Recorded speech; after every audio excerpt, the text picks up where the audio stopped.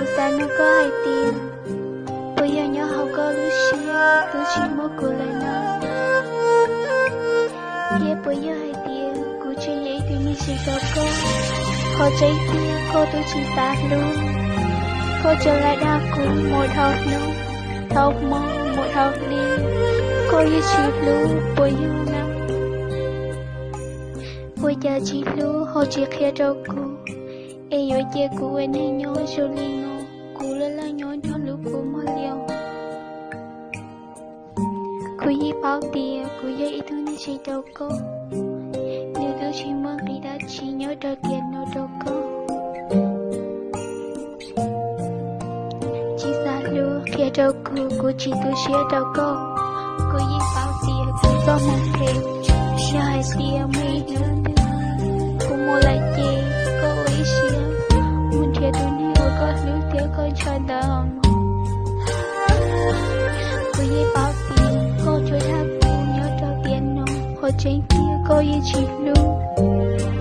Từ lâu, cô yi hai tiền, cô tôi chỉ biết con. Cô yi hai tiền, cô tôi chỉ biết con.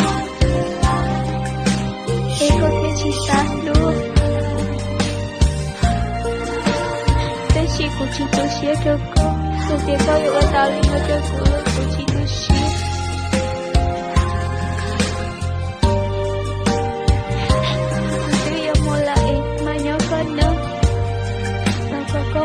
Thiệt tôi nên có luôn. Mấy chuyện mấy ức tư. Có mình thiệt tao đến hệ ở có lưu thiệt có nhẹ nó chết.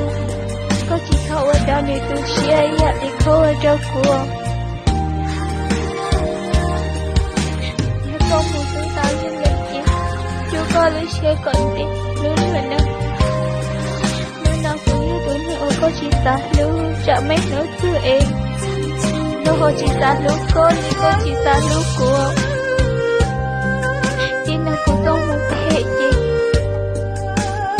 Cô yêu quý xếp cho cô. Tại khi cô yêu chỉ lỡ lấy thứ nào. Chẳng hãy biết cô yêu cô cũng lo lắng. Yêu chỉ lỡ lấy thứ. Là cô yêu chỉ lỡ lấy thứ là tiếc. Chẳng hãy biết cô yêu chỉ phải dạy cho cô. Em tôi lý chỉ mua là người đã chỉ là cô chỉ tôi xia thảo có mỗi có lưu ní cỡ rồi rồi cô mà liệu ấy xia tôi lưu